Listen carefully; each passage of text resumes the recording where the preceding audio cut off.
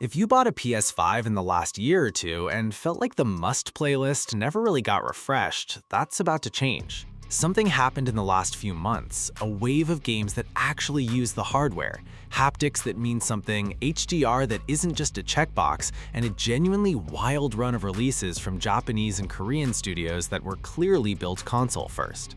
I've played every single one of these, some of them way more than I'm willing to admit on camera. We're gonna move through them. Let's go.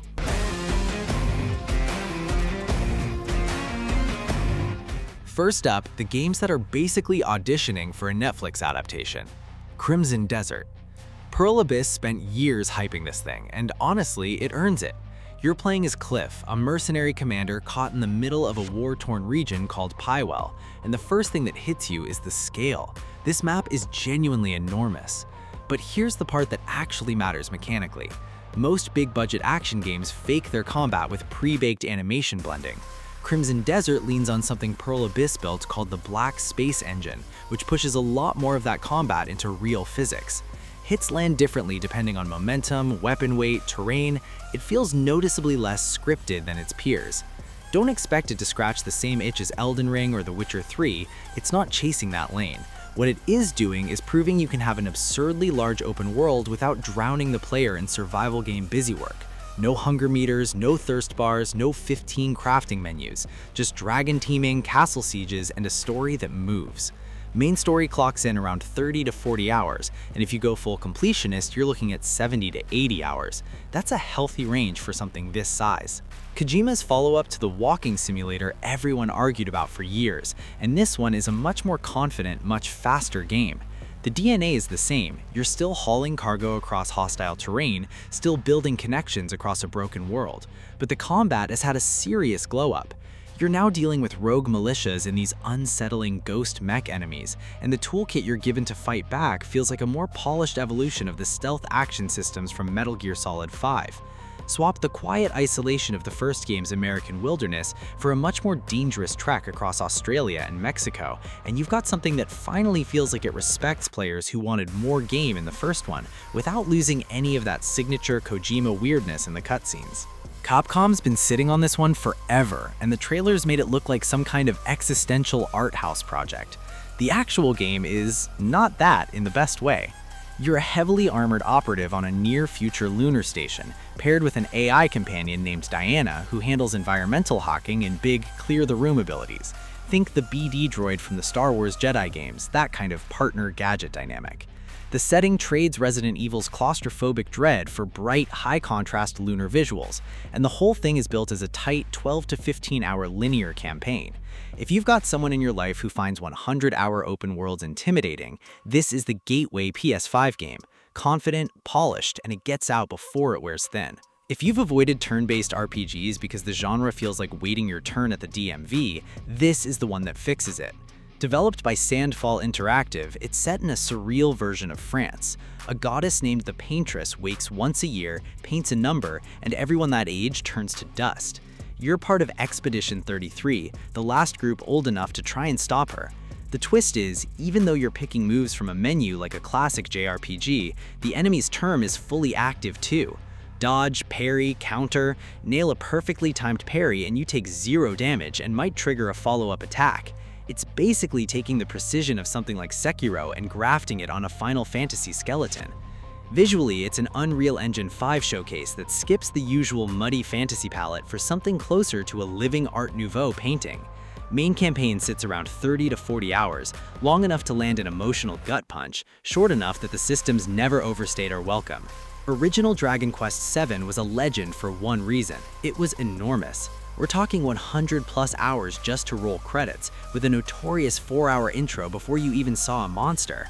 This remake fixes basically everything that made people scared of it. The whole world is now presented in this diorama style, like miniature dollhouse villages, which somehow makes an absolutely massive game feel manageable. The job system got a major overhaul too. Characters can now hold 2 vocations at once instead of the old one job at a time grind. And that infamous slow intro, you're into actual gameplay in under 30 minutes now. The full campaign lands around 60 to 70 hours, which sounds long when you remember what it used to be. This is trim the fat without losing the soul, done right. This one's quieter, but it's worth knowing about. You're a sleeper again, a digitized human mind in a decaying robot body, this time on the run with a stolen ship and a small crew, staying ahead of the corporation that wants its hardware back. The core system is still dice-based. Every cycle you roll dice that determine what you can actually do, whether that's hacking, repairs, or talking to your crew. The second's big addition, your physical condition now affects the dice themselves. Let your body fall apart and your dice can literally break, capping what you're able to do until you scavenge parts. It turns every decision into a "is this job worth the wear on my body?" calculation. Visually, it leans into a melancholic, industrial, lo-fi sci-fi look that makes the whole thing feel intimate rather than epic, which is honestly the point. Capcom's 30th anniversary move for the franchise, and they didn't play it safe. The story loops all the way back to Raccoon City. The structural hook is that you're constantly swapping between two completely different characters with two completely different playstyles. Grace Ashcraft isn't a soldier. Her sections are slow, puzzle-heavy, old-school survival horror, where you're hiding from persistent stalkers and genuinely feel vulnerable. Then it flips to an older Leon S. Kennedy for high-octane action sequences, with the parry system and gear upgrade structure that made the Resident Evil 4 remake so addictive. Personally, the Grace sections are where the horror actually lands. There's something about playing as someone who can't fight back that the Leon sections just don't replicate. Tech-wise, this is the first mainline entry built exclusively for current gen, and it shows. Native path tracing, and you can freely toggle between first-person and third-person at any time, finally putting that fan debate to rest. Campaign length sits in a tight 12 to 15 hours.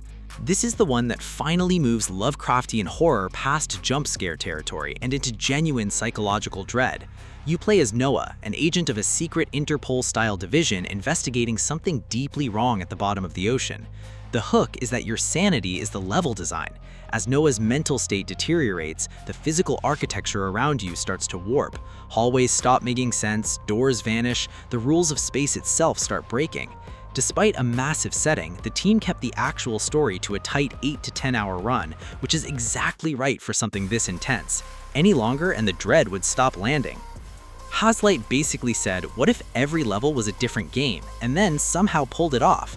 You play Mio and Zoe, two writers with completely opposite styles, hooked into a machine that's stealing their ideas, getting sucked into a simulation where their stories collide. One minute you're taming a dragon in a fantasy kingdom, the next you're dodging hovercars and fighting cyber ninjas in a neon city. Every level effectively has its own one-off mechanic, fully polished, never repeated, which is an insane amount of design work for a 10 to 12-hour campaign. Reportedly, the team even considered building an entire game around just one of these ideas before deciding to save it as a finale instead. Culturally, it's landed as this perfect buddy movie experience, two strangers slowly learning to sync up, and it sold over 7 million copies in its first year for a reason. This is your palate cleanser. You're Darwin, a tiny octopus abducted by aliens and dropped into an industrial factory, and the entire game is built around the fact that you're, well, an octopus. Suction cups let you walk on ceilings, you squeeze through pipes to dodge guards, ink clouds blind security cameras. It's a stealth platformer wrapped in a bright, comedic art style. Think the tone of Oddworld or Inside, but with way more personality in the animation. The way Darwin squishes and stretches through the world is genuinely impressive tech. Total runtime is 4 to 6 hours, and that's exactly the right length for what it's going for. This is a climbing game made with a professional climber. The team worked directly with Alex Honnold, the guy from Free Solo. You play as Ava, attempting to summit a peak that's never been climbed before, and the simulated climbing engine gives you manual control over every limb. You're placing hands and feet individually, managing your center of gravity, watching grip and fatigue meters. Reach for a hold without securing your feet first, and you don't lose progress, you fall. The weather system adds genuine chaos. Wind gusts can knock you off the wall, rain turns safe routes into death traps. And on PS5, the haptic feedback actually lets you feel a loose rock before it gives way. The whole game is built around one idea. The climb itself is the story, not the summit. Team Ninja finally let this series out of its sandbox. You play as Takio, a future shogun caught in a conflict that's half historical war drama, half supernatural nightmare.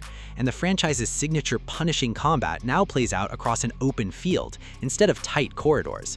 You can swap instantly between a samurai stance, the stamina management style longtime fans know, and a new ninja stance that replaces blocking with a high-speed dodge. Every boss fight becomes this rhythm puzzle of switching styles to find openings. And critically, going open world hasn't tanked performance. It's locked at 60 FPS, which for a game moving this fast is non-negotiable. So that's the list. 12 games, 5 very different moods, and honestly, not a dud in the bunch. If I had to pick just one to start with tonight, it'd probably be Clair Obscur or Split Fiction, depending on whether you're playing solo or with someone else. But I want to hear your pick. Drop a comment with which one of these is going straight to the top of your queue. And if there's a PS5 game from the last year you think got slept on, tell me. I might owe you a part 2. Like the video if it helped you figure out what to play next, subscribe if you want more of this, and I'll see you in the next one.